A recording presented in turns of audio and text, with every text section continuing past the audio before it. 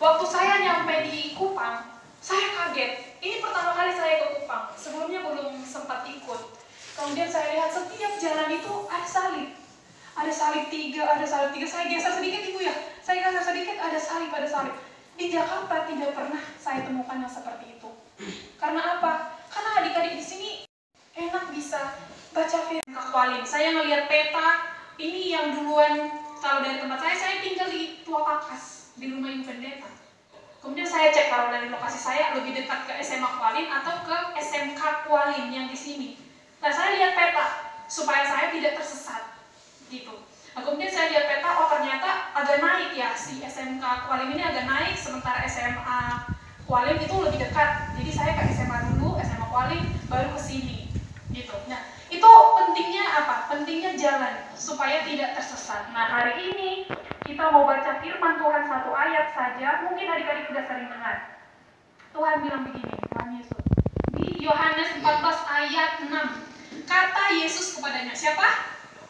Yesus ya yang ngomong. Ini Yesus yang ngomong. Kata Yesus kepadanya, Akulah jalan dan kebenaran dan hidup. Tidak ada seorang pun yang datang kepada Bapa kalau tidak melalui aku. Kata Tuhan Yesus seperti itu. Tadi saya cerita, saya harus cari jalan menuju SMK Kualin supaya saya tidak tersesat. Sampai saya lihat peta. Ini mana nih yang harus duluan, SMA Kualin atau SMK Kualin? Saya cari-cari di peta supaya saya tidak tersesat. Akhirnya, setelah saya lihat jalan, suatu hari mungkin Tuhan akan membuat kita merasakan seperti itu, tidak tahu. Tapi sekarang, selagi kita masih bisa merasakan kebebasan memuji Tuhan, pujilah Tuhan. Bacalah Alkitab, berdoalah. Punyalah prinsip dalam hidup. Adik-adik sudah SMA, sudah besar. Habis ini kuliah mungkin. Atau mungkin bekerja. Jangan hidup dibawa arus oleh kondisi. Harus punya prinsip. Saya mau seperti ini. Saya mau seperti ini. Tuhan tolong saya. Saya mau seperti ini. Saya mau seperti ini. Jangan hidup ngikut-ngikut arus sama teman-teman. Harus punya prinsip. Harus punya pendirian. Harus sebagai anak Tuhan. Jangan maunya ke surga, perilakunya seperti orang neraka.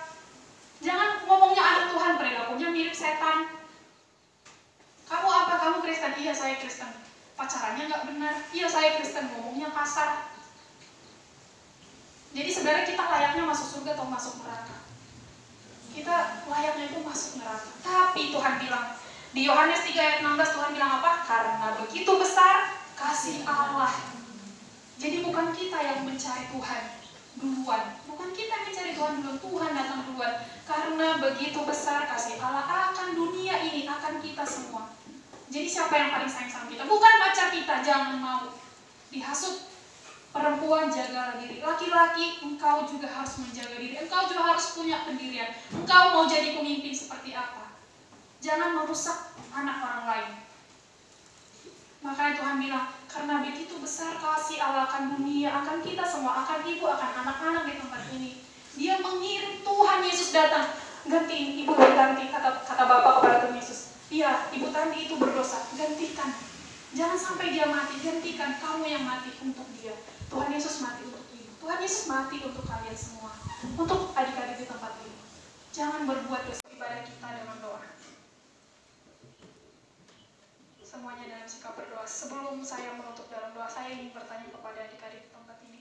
Siapa yang hari ini dari hatinya secara pribadi mau ngomong sama Tuhan, Tuhan, aku berdosa, aku hidup dalam dosa, dan aku mau meninggalkan dosa-dosaku, aku mau bertobat, Tuhan tolong aku, ampuni aku mau menerima Engkau sebagai satu-satunya jalan dalam hidupku. Siapa yang mau berkata seperti itu, adik-adik, boleh angkat tangannya di hadapan Tuhan, pribadi kepada Tuhan. Tidak perlu melihat teman, dalam kondisi berdoa, tutup mata, angkat tanganmu di hadapan Tuhan.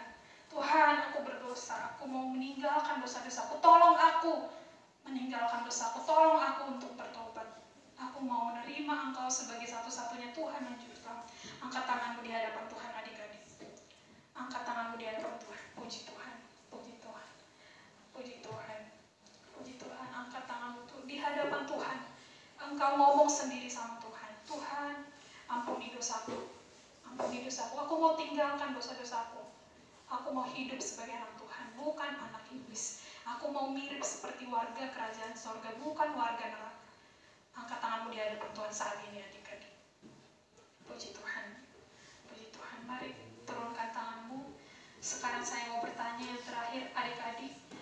di antara adik-adik di sini setelah mendengarkan firman Tuhan berkata dalam hati, Tuhan, kalau nanti saya sudah besar, jika Tuhan berkenan, pakailah saya sebagai alat-Mu.